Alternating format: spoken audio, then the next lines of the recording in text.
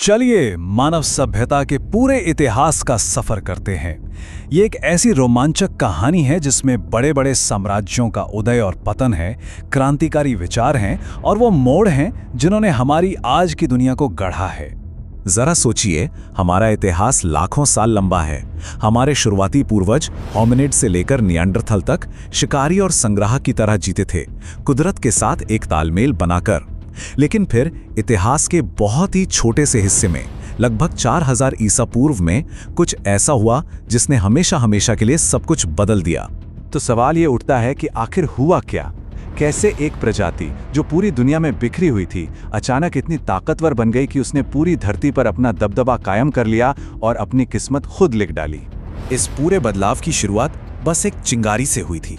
कहानी का पहला पन्ना एक ऐसे आविष्कार से शुरू होता है जिसने इंसानियत का भविष्य हमेशा के लिए बदल दिया और हमारे पैरों तले की जमीन को एक नया मतलब दे दिया। ये सब शुरू हुआ मेसोपोटामिया की धरती पर, उरुक जैसे शहरों में। अब हम सिर्फ शिकार पर निर्भर नहीं थे, बल्कि हमने गेहूं और जौ जैसी फसलें उगाना सीख लिया था। ये सिर्फ खेती नहीं थी, ये एक क्रांति थी। इसकी वजह से हम एक जगह टिक कर रह पाए और पहली बार स्थायी बस्तियां बनी। इंसानियत के लिए ये एक बहुत बड़ी छलांग थी। लेकिन यहाँ कहानी में एक हैरान कर देने वाला मोड़ आता है। इस सभ्यता की एक कीमत चुकानी पड़ी। शुरुआती किसान असल में अपने शिकारी पूर्वजों से कद में छोटे और सेहत में कमजोर थे। ऐसा इसलिए हुआ क्योंकि उनकी डाइट अब सिर्फ कुछ ही फसलों तक सिमट गई थी और एक जगह रहने से बीमारियां भी तेजी से फैलती थीं। जो लोग कभी सुपर एथलीट हुआ करते थे, वो अब जमीन से बंधे किसान बन चुके थे। अब शहर तो बस गए, लेकिन जैसे जैसे उनकी आबादी बढ़ी, एक नई चुनौती सामने आई, व्यवस्था बनाए रखने की। हजारों लोगों को एक साथ रखने और अराजकता को रोकने के लिए एक नए विचार की जरूरत थी।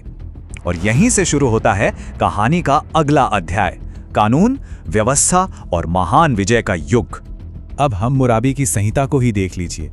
ये इतिहास के शुरुआती कानूनी कोड्स में से एक था और सच कहूं तो ये बहुत सख्त था।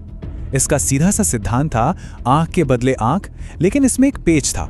न्याय इस बात पर भी निर्भर करता था कि आप समाज में कौन हैं। एक अमीर आदमी की हड्डी की कीमत एक गुलाम की हड्डी से कहीं ज्यादा थी, जो उस समाज की गहरी असमानता को दिखाता है। वहीं पूरब में एक बिल्कुल अलग तरह का कानून चल रहा था, स्वर्ग का आदेश। ये एक बहुत ही शक्तिशाली विचार था जिसने चीन को हजारों सालों तक शेप दिया। इसके मुताबिक राजाओं को शासन करने का हक देवताओं से मिलता था, पर सिर्फ तब तक जब तक वो न्यायप्रिय और काबिल बने रहते। ये एक तरफ तो राजा को वैधता देता था, लेकिन दूसरी तरफ लोगों को बगावत करने का हक भी। और इसी से बना ये राजवंशीय चक्र। एक नया वंश आता है, शांति लाता है, लेकिन वक्त के साथ वो भ्रष्ट हो जाता है। फिर कुदरत इशारे भेजती है, बाढ़, अकाल, भूकंप, और वो वंश अपना अधिकार खो देता है, जिससे एक नए राजवंश के उदय का रास्ता बनता है। ये इतिहास का एक कभी न खत्म होने वाला चक्र था। अब बात करते हैं इतिहास के कुछ सबसे बड़े नामों की।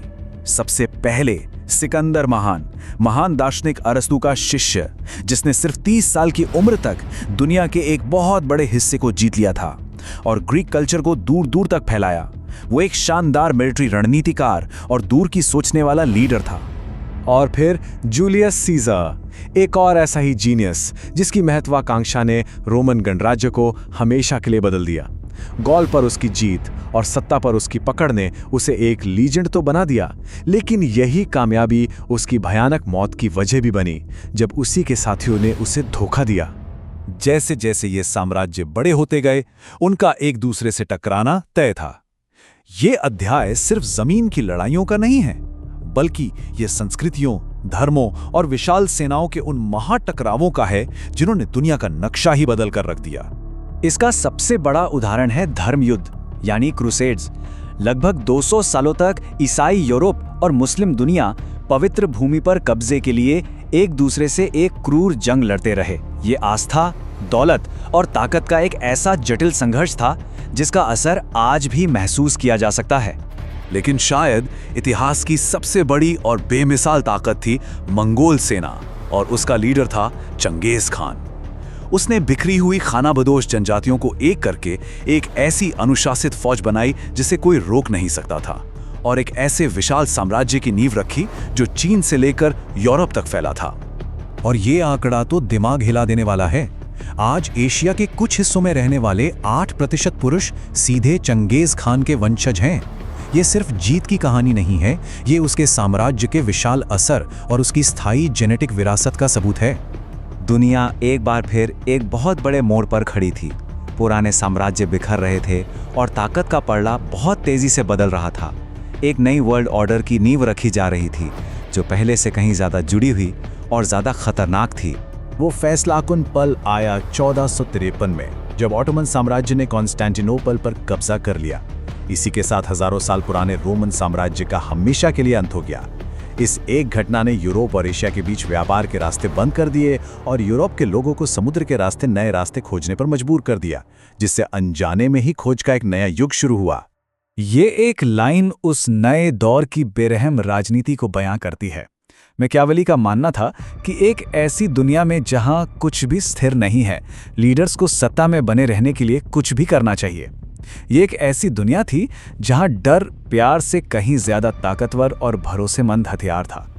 और इसी सोच ने खोज के एक नए युग को हवा दी। 1492 में कोलंबस एक ऐसी दुनिया में जा पहुंचा जिसके बारे में यूरोपियन जानते तक नहीं थे। ये सिर्फ एक खोज नहीं थी, ये दो दुनियाओं की टक्कर थी, जिसने वैश्विक जीत, व्यापार और संघर्ष का एक नया अध्याय शुरू किया और दुनिया को हमेशा के लिए बदल दिया। और ये हमें ले आता है हमारे आखिरी अध्याय पर, वो वैचारिक और राजनीतिक क्रांतियां जिन्होंने हमारी आज की दुनिया की बुनियाद रखी। क्योंकि साम्राज्य तलवारों और पत्थरों से बनते हैं, लेकिन हमारी आज की दुनिया विचारों से बनी है। इसकी शुरुआत धर्म से हुई। जब मार्टिन लूथर ने कैथोलिक चर्च को चुनौती दी, तो उसने एक ऐसी क्रांति शुरू कर दी जिसने सिर्फ धर्म ही नहीं, बल्कि एक इंसान और सत्ता के बीच के रिश्ते को ही बदल दिया। ये सोचना कि एक आम इंसान का भगवान से सीधा रिश्ता हो सकता है, उस जमाने में एक बहुत ही क्रांतिकारी विचार था। और फिर आए वो विचार जिन्होंने सचमुच दुनिया में आग लगा दी। अमेरिकी क्रांति ने एक बहुत ही क्रांतिकारी आइडिया पेश किया कि सरकार की ताकत राजा या चर्च से नहीं, बल्कि लोगों से आती है। ये विचार कि सभी इंसान बराबर पैदा हुए हैं और उनके कुछ अधिकार हैं, पूरी दुनिया में आग की तरह फैल गया। तो जब हम इस पूरे सफर को पलट कर देखते हैं, तो एक सवाल मन में आता है। बड़े बड़े साम्राज्य तो धूल में मिल गए, लेकिन वो कौन से विचार हैं, जैसे कानून, आज़ादी और बराबरी, जो असल में वक्त की कसौटी पर खरे उतरे हैं और आज भी हमारी दुनिया को चला रहे हैं?